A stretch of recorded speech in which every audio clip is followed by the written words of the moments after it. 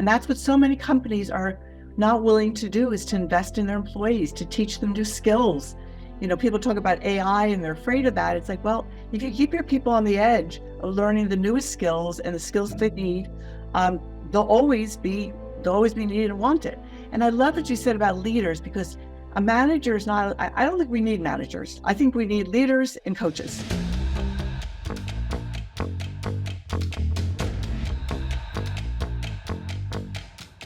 Welcome to the Break Free podcast. I am your host, David Mancella. This podcast started in 2020. We have now over 120 episodes, and it has evolved from seeing the financial aspect of freedom from entrepreneurs into actually have a full life of freedom. And our guests keep changing and improving as the podcast goes on. And today I have the privilege to have Lynn Thomas with us. Lynn, welcome to the show. Thank you, David. I've been looking forward to being on your podcast. I've listened to them, so I'm delighted to be here today. Fantastic. Lynn, for the audience, can you tell me your full name, where do you live, and what do you do for a living? Sure. My name is, formerly Lynn Michelle Thomas, Lynn M. Thomas. My business is Thomas Consulting. We're in Newton, Massachusetts, and we work in the area of I'm the leading expert in the country on retention, be it client or employee retention. In COVID, employee retention has become more important. So we help companies to attract and retain top talent, so they can attract and retain top clients who keep coming back and referring their friends. So keep the business sustainable long term. That's incredible. The best consulting firm in the country for employee retention. Congratulations. Thank you. Well, I've been doing it 33 years and I've worked with 480 companies. I've interviewed over 12,000 clients or former clients or employees. And a very rich reservoir of knowledge and skills and abilities. But it's my delight to help companies, because there are a lot of companies, David, who are just really frustrated that they can't find employees. Like people keep saying to me, someone said yesterday, where did everyone go? And so many are having trouble finding them, then attracting them, and then retaining them. So it's a multiple pronged process. It's incredible. And I truly believe it's a culture issue to begin with. And if you add that on top of the pandemic that changed everything, and on top of that, if you add the economical conditions of how the countries are being run now with all the social services, expanded social services, is harder and harder to find people. Yeah, right? It is. I think, I don't remember who said this, but I read it in different places, that COVID accelerated business, the world really, by anywhere from 2 to 8 years. So we're actually living in what would be 2030. And so people are feeling like everything's sort of spiraling out of control, or I'm not sure what's going on, or I'm overwhelmed. And I use this as a metaphor, and you can see this. So this is the way the world was pre-COVID, and now this is the way it is after COVID. And expanded. If you're trying to do business the same way as you did here, it's not going to work well.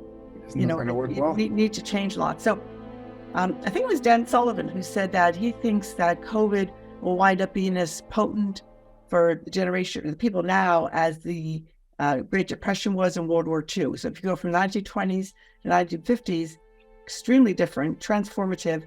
He believes COVID will be as such. And I'm finding, companies that embrace differences and that are open to change and recognize we need to do things better and in more innovative ways, and we'd be able to have to pivot quickly because disruption and crises are going to keep coming. And that really is having really talented employees as a core business of your company. And the irony of all this is that, at least in Canada, we were more, for the better part of 2 years, we were locked down. So how can the world have fast forward 8 years in 2 years if those 2 years were basically wasted years? Isn't that crazy? It's crazy to think that people are going to come out of it and have the ideas. But if you create the environment, David, I don't know anybody that leaves a really engaging, vibrant, enjoyable culture. I think what happened is most of us came from dysfunctional families to some degree. And then we all get together at work and we think we're acting functionally. No, we're not.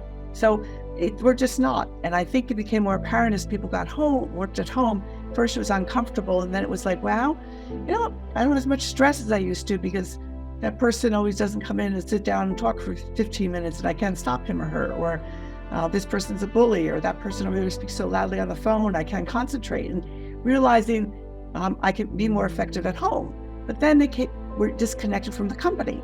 So things that I have done, I was privileged that a friend of mine was the inventor of voicemail, Scott Jones, and he really was. Inventor of voicemail. Yeah, he did it on a dare. He did it on a dare. What he does every day is whatever his most pressing personal or financial problem is, he comes up with 20 solutions. And I remember saying, Scott, why 20? And he said, well, in the first 5, anybody's going to think of, even the first 10. Once you get to like 15, 16, 17, 18, you'll be combining some and you'll come up with really creative, different ideas. So I started doing that. And, I started my career as a tax attorney with Arthur Anderson years ago. So I was happy being a tax attorney, and I've used a lot of my analytical skills, and left there to be a private banker because I wanted to be more engaged with people, and then a change agent at the bank, and left when I became very disenchanted with how they treated clients and employees. And Scott was one of the first people that I started working with. And so he said, in school you always have, there was a one right answer. But if you come up with like 20, you can contrast, you can compare, you can, discuss others. Some people come up with one and they run, oh, we got the answer. It's like, especially now, you better have 4 or 5 or 6 good options with the world changing so quickly. So I force myself twice a week, and my clients, when they have a problem or problems, let's come up with 20 solutions. And I'll usually get pushback because they'll be like, well, I couldn't think of 20 solutions. I said, I get you've never done it. You may think it's impossible. Around 10, you're going to be really annoyed at me. Stick with it.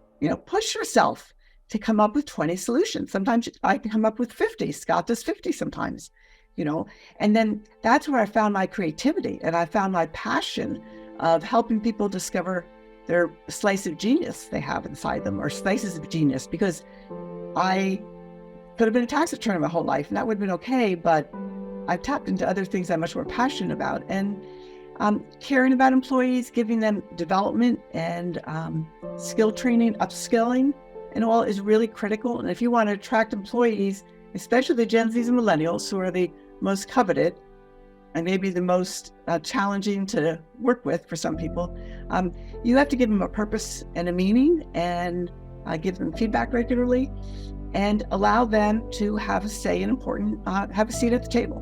Because they look out at the world and they can see that as baby boomers left a lot of problems for them to fix.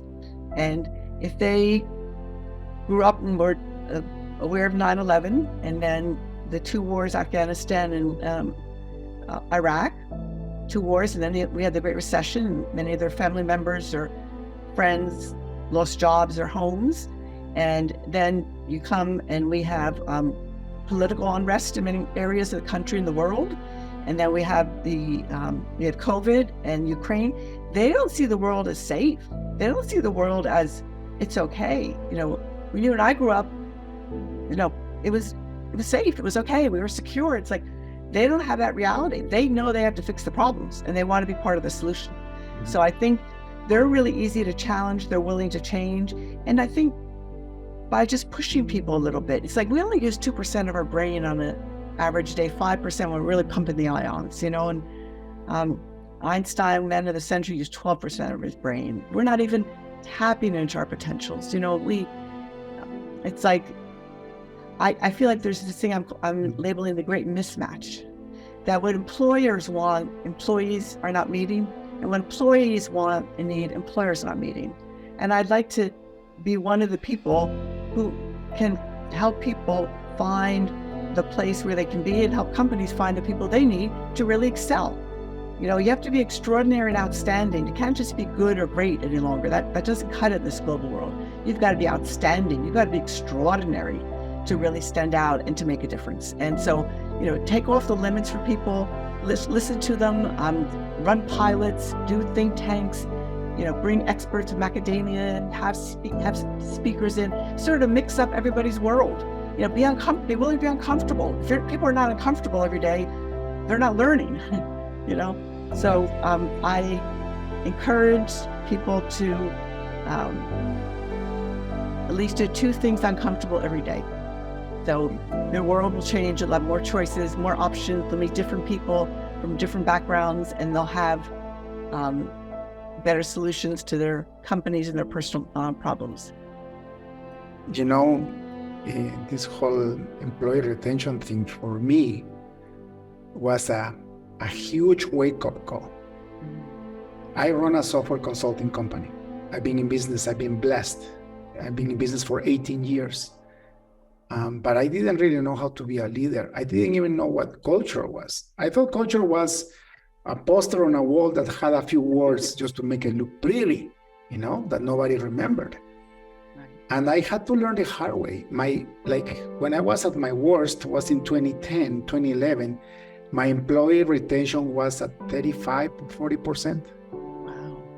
Yeah. And I didn't know why. And I was like, am I that bad of a boss, you know? And we weren't that small either. We were about 110 employees. Mm-hmm. It took a heart attack. Oh, really? And business divorce. I had to divorce my business partner to realize that I was not a leader. I was a dictator. See, I was in military for a couple of years, and that's what I thought it was to be a leader. So I basically gave orders, and I expected those orders to be completed exactly as they were given. Right. And that's not the world we're living anymore.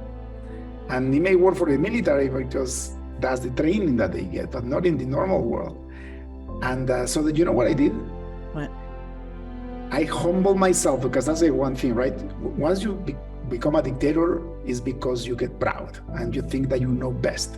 So I humbled myself. I realized the problem was me. I asked God for forgiveness, and I disengaged from my business. I shrunk it down to, I think it was 10 people, 7 people, like crazy. Like I almost went out of business. And then I took a leadership course, a 1-year postgraduate degree in leadership. And that was it. Oh. I really learned about culture. I really learned about inspiring people to achieve the same goal, not to tell them what to do. I really learned about the respect that they deserve and the autonomy that they need to be inspired. Exactly. Well, by the way, that's why it's called break free. Mm-hmm. Because when you become an owner in freedom, then your people will be free too. Yep. Your employees will be free too. Because where the head moves, the body follows, right? Right. So that the whole 2013, I invested in becoming a leader, a real leader, and I tried to learn everything I could about culture. So I swallow all the Richard Branson books. I swallow all the Tony Hsieh's books. For me, Zappos company is one of the best culture companies in the world. And I started implementing. By the end of 2014, my retention was 95%. Oh, awesome. Good for you. Wow. And I have been blessed to keep that retention. I mean, during COVID, it went down to 90%, 87%. It's normal, right? Big changes in the world. But it's when I see, I'm like, why is people? Number one, why those people want to work for me? I have a pipeline of people waiting in line. I have a certification program. So basically what I do is, if you want to work for me, because I'm in the software science, right, I need to know that you are good enough. Mm-hmm. Higher, because I'm as good as my weakest link. Mm-hmm. and this is software engineers, software architects, business analysts, like high-end scientific people. So I made a certification program where they have to go through a 3-month process where they learn the ISU way, and then they get exams throughout the way. And then if they pass those exams, they get a paper that says they have been certified by ISU Corp to be able to get a job at ISU Corp. Doesn't mean that I'm going to hire them. Right. But I know that with that paper, my company has enough reputation that they can go get a better job somewhere else. Sure. So they are actually learning, and I'm training them for free. And so then what happens is when I get the clients and I get the business, then I hire the people that are pre-certified. Right. But I can only do that because of my culture. Right, exactly. But you invested in them. And that's what so many companies are not willing to do, is to invest in their employees, to teach them new skills. You know, people talk about AI and they're afraid of that. It's like, well, if you keep your people on the edge of learning the newest skills and the skills they need, they'll always be needed and wanted.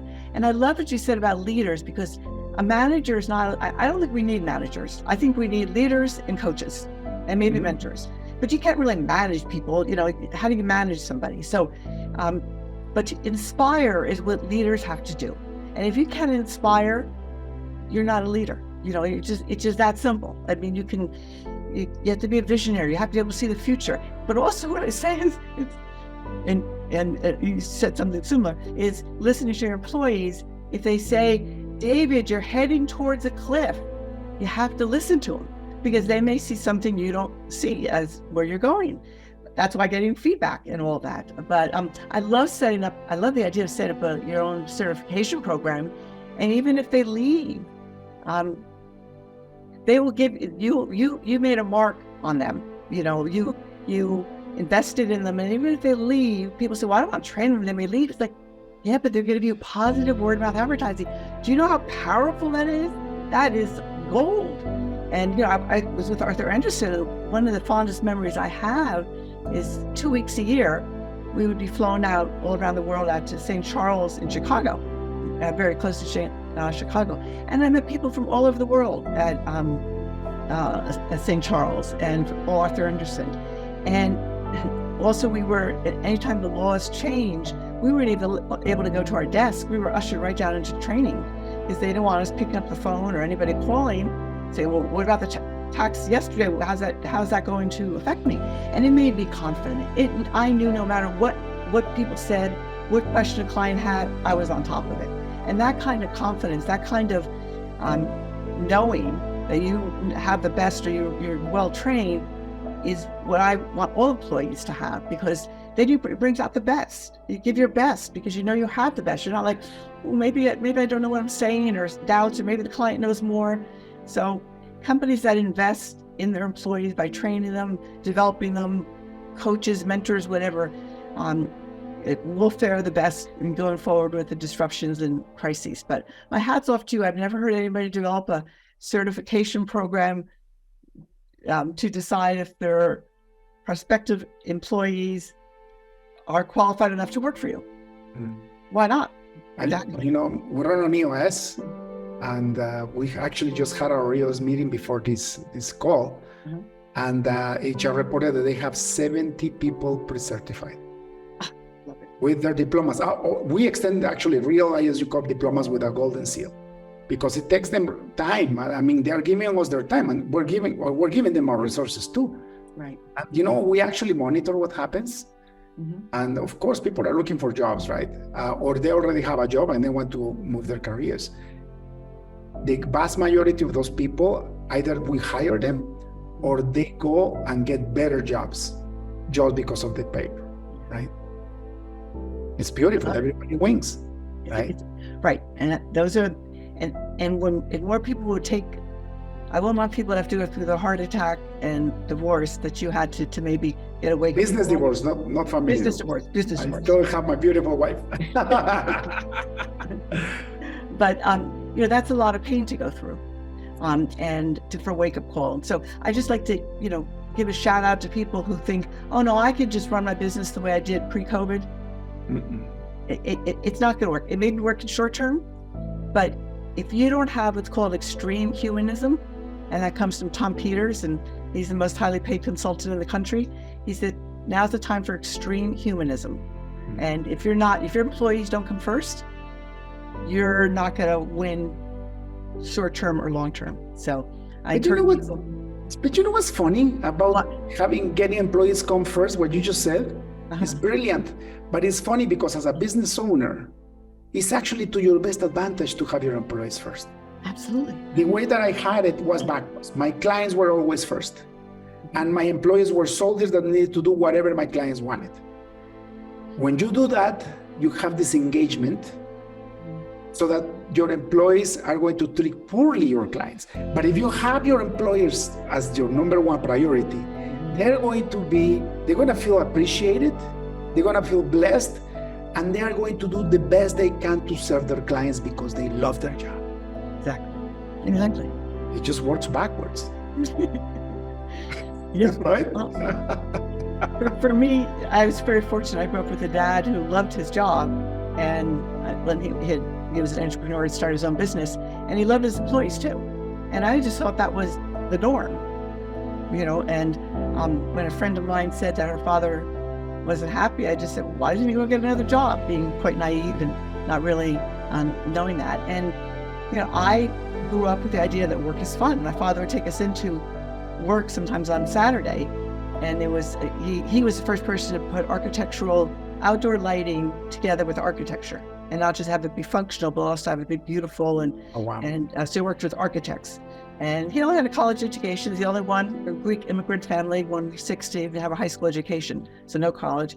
And he, he'd come in the door sometimes dancing and singing because he just loved what he did. So we would go in Saturday and we could speak over the loudspeaker, and the part of it was manufacturing, so you hear this echoes, and we thought it was so cool. And so it was like, work is so much fun. And for me, people say, how'd you go from Arthur Andersen Bank of Boston here? And I think when I didn't have the joy in me, and it wasn't engaging, and it wasn't challenging in some way to me, I couldn't bring forth more in me, I moved on. And what I love about what I do now is it's constantly, COVID, massive upheaval, but there's some true statements, and one of them, is employees come first. I say the goal of any company is to have fiercely loyal top talent, and when you create that and you keep focused on the employees, everything else will flow. Because I've seen, working with 480 companies over the 33 years I've been doing this, from small to Fortune 100, that if you really care about your employees, they'll come in the middle of a blizzard. They'll find the way into the office if they need to be there. They will do anything for you. And just one short story, I was flying out of Charlotte, North Carolina, and it was a very early morning flight, and they had a little bit of ice the night before. And I sat next to a gentleman, and he asked me what I did for a living, and I told him, he goes, I have a great story for you. He said, last night, it was around Christmas, he said, last night was my wife's boss's Christmas party at his house. And he was asking me what I was doing. I said, we're going to the airport tomorrow. It was maybe a 6:30 flight. And he said, oh, no, you're not driving. We don't know how to drive in this ice. My chauffeur's going to pick you up. And he said, oh, no. He says, listen, you are too valuable and too needed for this woman, your wife, and your 2 children. I'm not letting you take that risk. Wow. And he said to me, my wife cannot leave that company. Never. She can't. You can't find somebody better than him. Now, we don't all have a chauffeur to, go out, but we have things like that that we can do that would blow people away and show that we really care. And for him to say my wife cannot leave that company was just, that's what that man did in that moment. He showed he cared about the whole family, not just the quote employee. And I remember him saying, she can't leave. She just can never leave.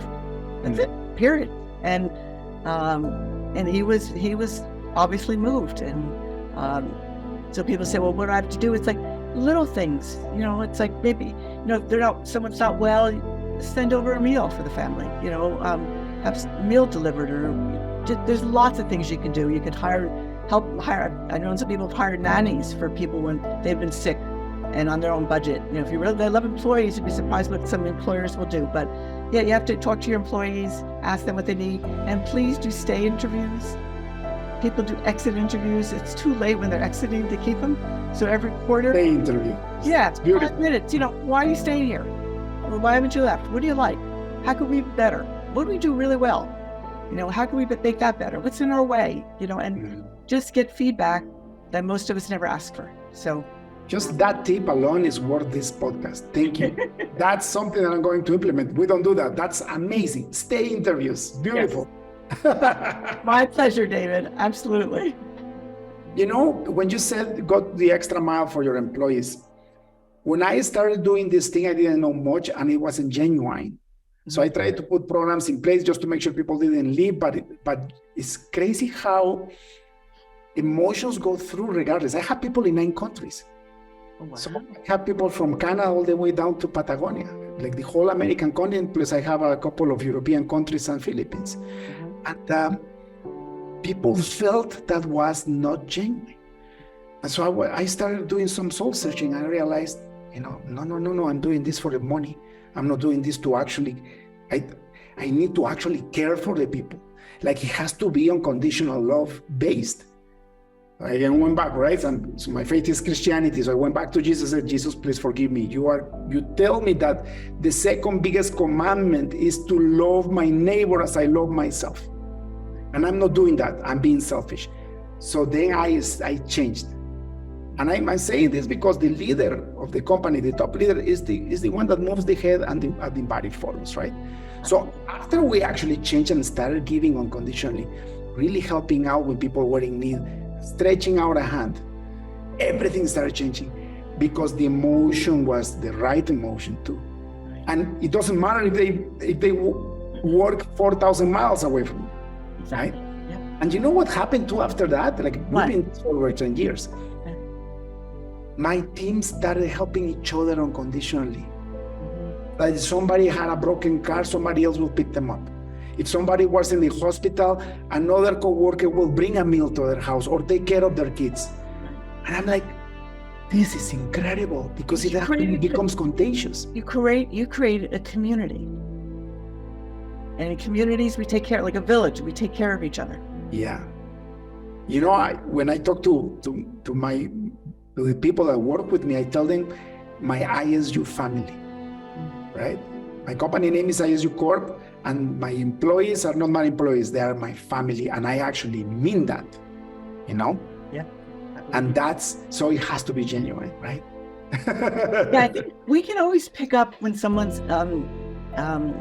faking or do BS, and we all have good BS monitors. We can tell when people are not being truthful, they're just saying it, just say it.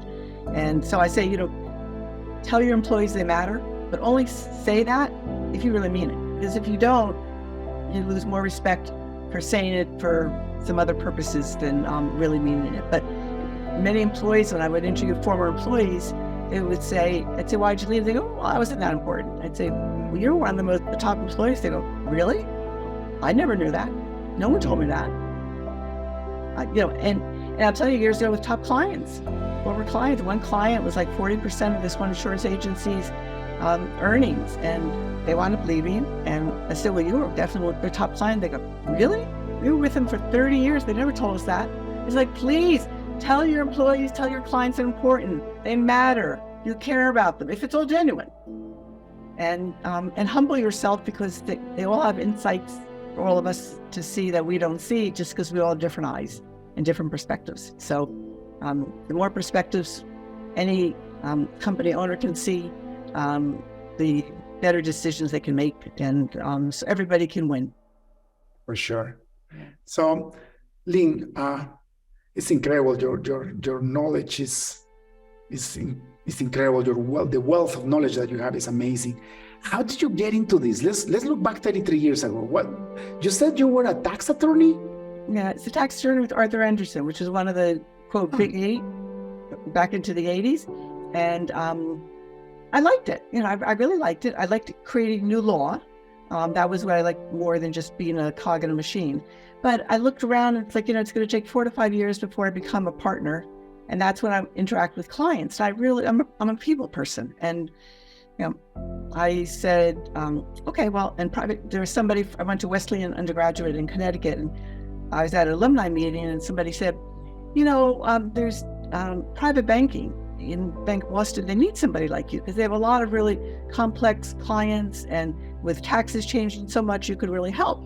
And I was like, okay. So I looked into it, and the man I spoke with wound up hiring me, and it was great because I was great for them. I mean, I was just like the perfect fit, perfect person at the perfect time. And then I was recruited to be part of a change management. Really what it was a dysfunctional, what would they call it, layoff going on, but whatever. And when I saw the stress, two people had heart attacks, one died and one was out on disability. And I thought, What? God.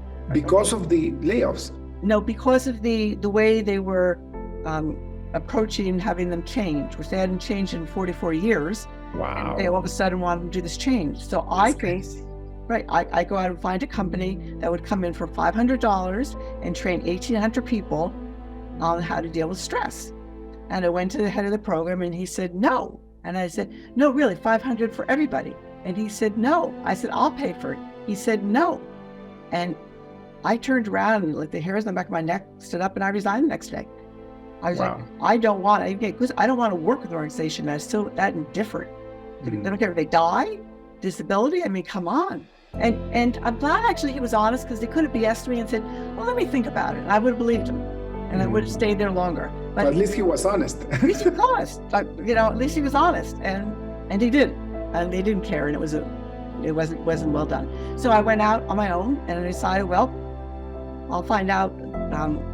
So what I like about retention is the most important thing companies can focus on, retaining clients and employees. Because if you retain 5% more clients or employees, and if you retain both, wow, but just let's say 5% more employees than you did, your profits in 2 to 3 years will go up 25 to 85%. It is the secret way to stay highly profitable, because the expenses, the average cost to replace an employee that earns over $75,000 is $212,500.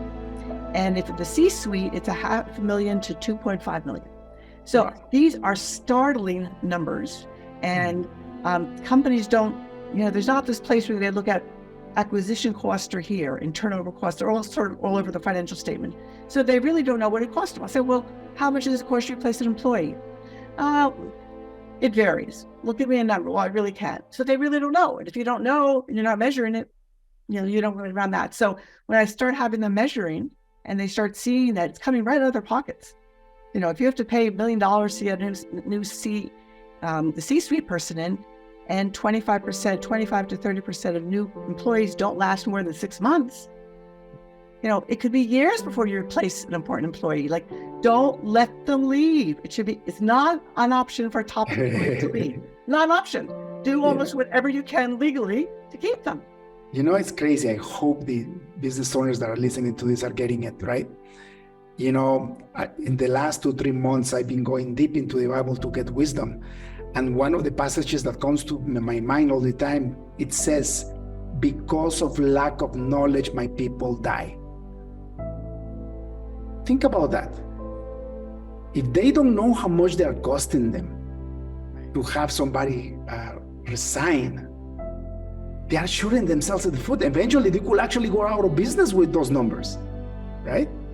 What happened to me? When I was at 35% retention, I was almost bankrupt. I'm sure, finding people even then. And it's right. It's so costly. But people think, that's normal. My business, 20% always leave clients, or 15% employees. No, if more than 5% leave, pre-COVID and post-COVID, when we get there, you should have not more than 5% of employees or clients leave. Some of that's outside your control, and that's the part that's okay. What's within your control, but also when they leave, debrief them. And people say, what do you mean? It's like, okay, when I left private banking, I had made some really great clients. So there's one woman, she wanted me to, the only time I could call her was at home at 8 a.m. And if I called her any other time, she would get really annoyed and whatever. So when I had my court exit interview, when I left there to go to become the change agent, I said, okay, so I'll call her Sally. When you deal with Sally, 8 a.m, call her right at 8. She's very exact. And if it's 5 past, she's going to say, why don't you call me at 8? Okay, And then who you have to hook her up with are these 3 people because they know how to deal with her. These 2 people over here don't put that hurt to them, So basically, if you're dealing with clients, or even internal, who's helping you get it done? Who gets in your way? That's institutional knowledge that belongs to the organization. But people just let the top people walk out. And I'm like, your future just left. Don't you realize your future just left? 20% of your employees generate 80% of your revenue. That 20%, you had 5% of the people who left were your top employees. How'd that happen? They're gone. I mean, and if anybody thinks they really can replicate a top employee in 2 to 3 years, you can. And the more specialized the employee is, like the more scientific their skills requirements, the harder it gets. Absolutely. Right? That's crazy. So basically you resigned and you didn't look for another job. You just decided to start your own consulting firm. Well, what I decided is I wanted to create a company that everybody could win. Employees could win, clients could win, and shareholders could win.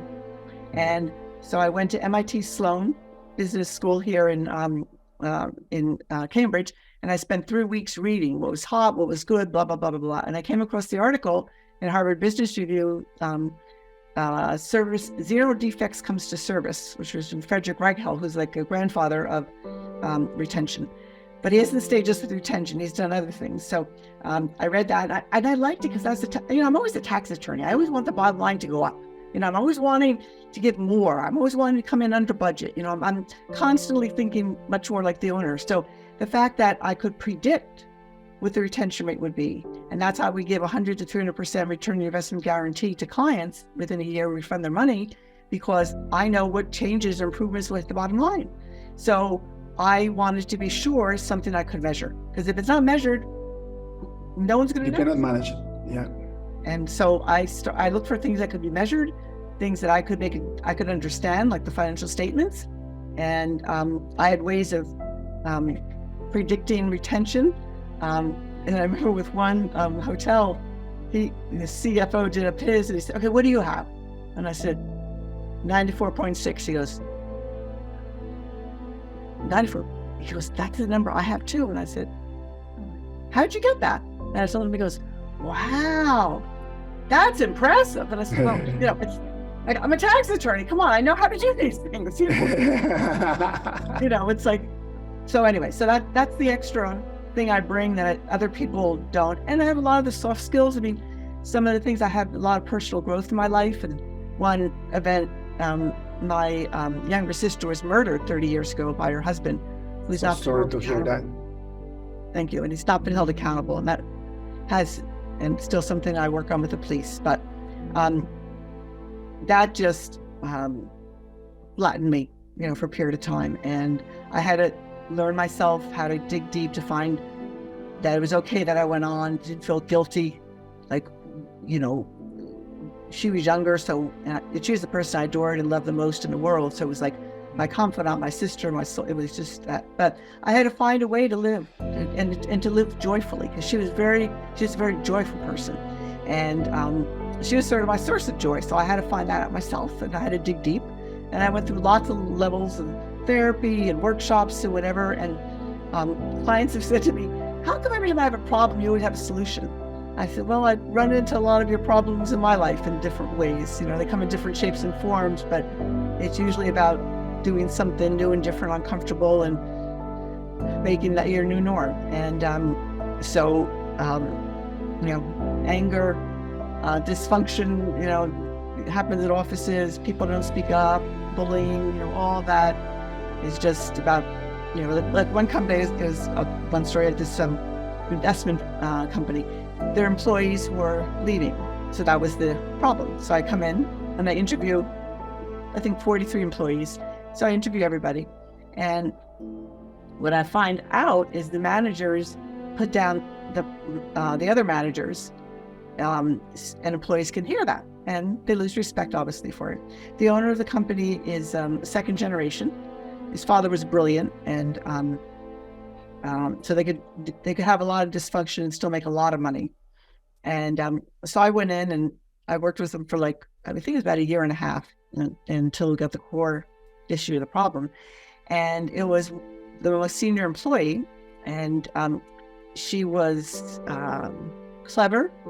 And it took me one day when I caught her in 2 lies to realize that she was the core problem. So I went into the CEO's office and I said, well, so-and-so lied to me twice. I won't deal with anybody who's a liar. So if they have any other problems, I will have the people speak with you. And he said, no, wait, don't do that. Now they had a management team that hadn't met for 3 years. Wow. And when I said we're going to meet, the head of HR said, no, Lynn, the last time we met 3 years ago, people got physical. They started hitting each other. I said, that's not going to happen on my watch. He said, well, you don't know. I said, not going to happen on my watch. And they got together. They were civil. They made up the rules of engagement, encouraged people to speak up. One gentleman said he was the CFO and also the COO and also the attorney, general counsel, and they were possibly in violation of some SEC rules. And he tried to speak up in the meeting a few times, and I'll say this guy, Jack, who's the salesperson, kept jumping in. So I said I'll call him Joe, afterwards, I said, why did you speak up? He goes, well, Jack always interrupts me. I said, he interrupts everybody. He goes, I don't like being interrupted. I said, I don't know anybody who does. Your job is to tell the company that they've got SEC problems regardless. And you've got to, so what do? I say to Jack next time, Jack, sit down. Jack, stop talking. If not, hold a hand up. If not, stand up. If not, go over to him and say, sit down, I need to talk. Whatever you need to do, it's your job to find a way to do it. Nobody likes being interrupted. And he said, I never thought about it that way. Now, to me, I didn't think about that. That's just how do you get someone to listen to you when they tend to talk because they're extroverted? This gentleman was introverted. And, he's gone on to do wonderful things at other companies. So, and he said, God, you gave me more, Lynn, in that little bit. Great. And the president of the company said, you did more here in a year, Lynn, than I did in 10 years. Amazing. So I get results. I'm a result-oriented person. I'm a quick start from the Colby and still detailed and follow-up and implementation. So it's congratulations. Congratulations, It's funny because you started the podcast saying that we all have childhood traumas, that we come from dysfunctional families. And you are so right. Then you said that the change management in this company you work for was so poor that people were actually dying from the stress that it was causing. I had an interview yesterday with a doctor, incredible person. He was a wealth manager, and his child got ill, and nobody could heal her because it was Crohn's disease and another autoimmune disease that they had no medicine for. And he finally realized that it was an emotional trauma. So he dropped his business and he went back to university and he got a PhD in neuropsychology to figure out how to heal his daughter. And then he says, okay, he's also Christian like me. He says, God was giving me all the research. He did years of research, and he was discovering all these papers from the past until he found out that there is actually, somebody ran statistics, and they realized that 80% of our illnesses comes from emotions.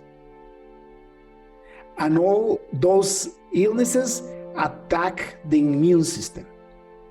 So what happens is that once you have your immune system weakened, anything else will kill you because there's no defense in your body, right? Well, so you talk about employee retention, you talk about change management.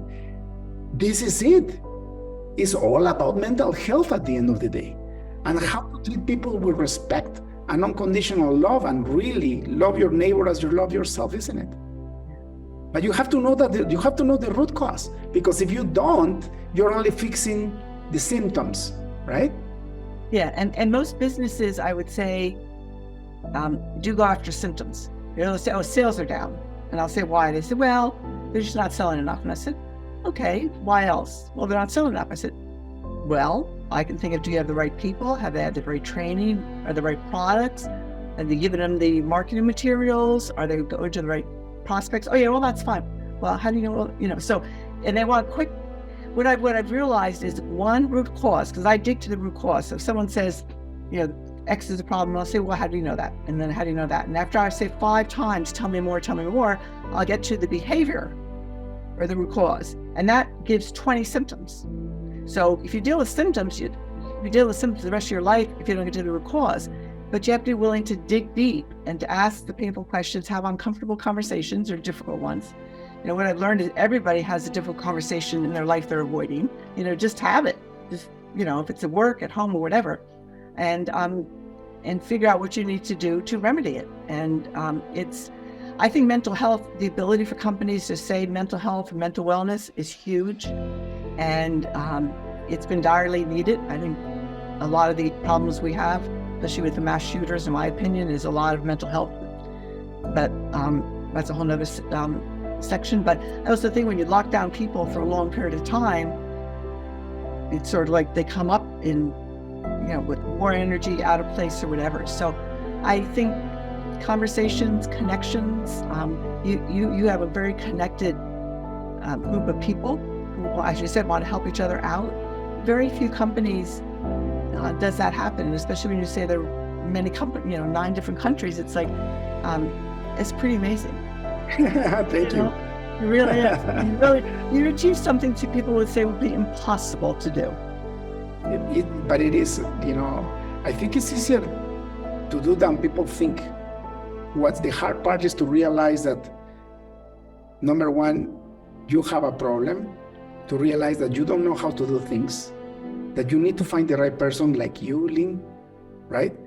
To get the help that you need, and then to really analyze your heart and look at your motives, right? If your motives is only purely the bottom line, gaining 5% more in net profits, it's going to be very hard to implement. But if your motives are pure and you really want to create an environment where people are happy to come to work, if you want to create an environment where people say, I love my job, not like the rest of the world that says, oh my God, on Sunday night, tomorrow is Monday, I don't want to go to work, right? Unfortunately, that's 70% of the world, right? How sad. You know that you have maybe 12, 13 hours of awakened time. Out of those 8, you're in a job. It's like half your life you're in a job. And if you don't like what you do or the environment you're in, you're wasting your life away. Yeah. And that's the responsibility of the leaders of the companies, right? All problems that I have found have always pointed back to the leader. Always back to the leader. So I may be listening to that person, but I'm watching the leader, because whatever he or she says, it filters through. And I'll say to them, I've spoken to quite a few leaders of companies, and I said, you can just be yourself. If being yourself is saying this or doing that like you do at home, you can. You are on stage all the time, especially in a large company. And who you talk to and who you don't, who you say hi to, who you eat with, lunch with, who you go out with, what time you come in, what time you don't come in, they watch. And they go, really? I said, oh yeah. Ask anybody. They can tell you what time you walked in this morning. And they're like, I don't believe that. I said, that you are on stage, they're watching you. You are setting the model of how to be successful at this company. What do you have to do? So a short story, one accounting firm I was working with, and they were able to attract but not retain employees long enough to get them to the partnership level. And this one partner, when I was interviewing him on Zoom, he said, Lynn, today I found a way to go to the men's room and I don't have to pass by anybody. Oh my God. That's so sad. Oh my, there's the problem. I mean, that could have been my whole executive summary. He wanted to avoid people, and then they wonder why they don't want to be partners. You've avoided them for 5 years. Why would they want to be partners with you? It's like, well, so it's just, some of these are really so obvious, and people don't want to change. It's still like, well, I'd have to do that. They don't have to do that. I had nobody coming, coaching me or helping me. I said, it's different now. COVID changed a lot of people, and each person had a different impact, and you've got to customize how you interact. Oh, that's too much. It's like, okay, well, then you'll have to replace them. It's your choice. Yeah, and you know what though? Like, I know some businesses still make money having horrible environments to work at.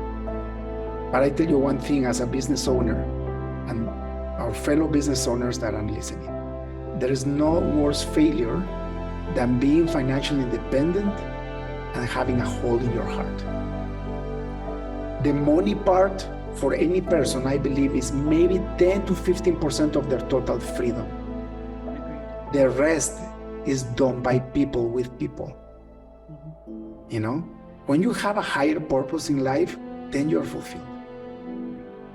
And I tell you, I lived it. Like I'm telling you, based on my own experience, I became financially independent and I was broken inside with no purpose.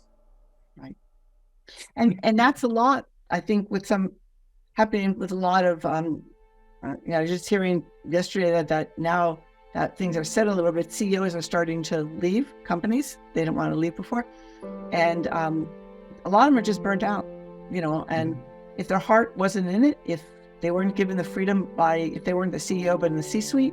So it's a complex set of emotions, but if the CEO or the founder or whatever, if they're not willing to give their people the talent, the skills, the time, and just get out of their way and let them do their job and do a participative manager, not authoritative, like you said, don't dictate, you don't tell, you ask, and let them get it done with autonomy the way that they can get it done. If you want people to do, say, an accounting firm, you want someone to do 10 tax returns a day. If someone can do that in 2 hours, it takes someone else 5 hours. Why should the 2-hour person have to make up the other 3 hours and look busy? No, let them, they're done. Measure outcomes. Don't measure by time. So it's very different. And the hole in the heart, I think that has to be modeled. If you haven't had somebody in your family or somebody you've known who's really loved what they've done business-wise, some people just don't believe that's true. Like what you're saying, I think it's, that's him. I feel fine. If I'm making X million a year or whatever, I'm going to feel great because, and it's like, yeah, but then when you have your people, someone has a heart attack and die, or they don't leave and you can't replace people and people get angry with you, you can't rest well. I mean, maybe you can, but at some point, your soul is going to catch up with you and keep you up at night because you're not doing the right thing. And as you said, we have 10 commandments, right? They're not optional. It's not like, pick one, pick a couple of these, all 10, you treat people well. And so. Yeah. And it's funny that you mentioned the 10 commandments. Oh my God, I could speak to you for a whole week. You know why North America is the richest continent on earth? Because our governments are based on the 10 commandments. If you look at the Constitution, our Constitution is all that. Everything is in there the same in Canadian Constitution. And we forget that, right? But then if you summarize everything, like if you go into the New Testament, they ask Jesus, out of those 10 commandments, what are the most important ones? And he said 2 things. And he actually says the whole Bible could be wrapped in 2 commandments. Love God, your creator, with all your heart and all your might, all the time, and love your neighbor as you love yourself. That's it. You do those 2 things, you will not break any other law. So it's really all about love. It's just all about caring. I mean, that's the bottom line. And if you... Thank you so much for being in the podcast. I really want to respect your time, and you're a super busy entrepreneur. For the audience, please, if you have problems with retention, hire Lynn's team. Do yourself a favor, make more money. At the end of the day, it's going to affect your bottom line. Lynn, how can they find you? Oh, sure. Lynn Thomas, Thomas Consulting, and at the end of the consulting is wins, wins.com. A client said that should be it because you always win with Thomas Consulting, wins.com. And then phone number 781-899-4210, and that's in the Boston area, and can be found on LinkedIn.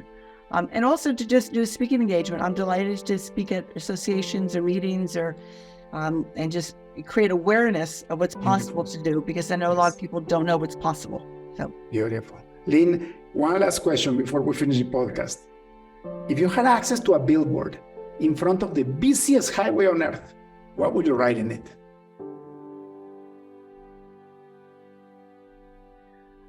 I have it here somewhere. It's something, okay, I'm thinking about it. It's Something about love is all there is. Everything else is a distraction. Oh, that's deep. What a beautiful way to finish this podcast. What a conclusion, right? Thank you. Well, I will actually pass by that billboard and I will repeat that 10 times a day if I had it. namaste, blessings. Bless you so much, Lynn. Have a blessed rest of the week. And this podcast is your house. Whenever you would like to come back, it'll be my honor to talk to you again. Oh, thank you so much. My pleasure. Thank you for having me on, David. Cheers. Ciao, ciao. Bye-bye. Bye-bye. That's all for today's episode of the Break Free Podcast. Head on over to iTunes and subscribe to the show. Starting your own business can be tough, but it doesn't have to be. Visit davidmansilla.com to pick up a copy of the #1 international best-selling book, Breaking Out of Corporate Jail. Expand what you consider to be possible and reach your full potential. And join us on the next episode.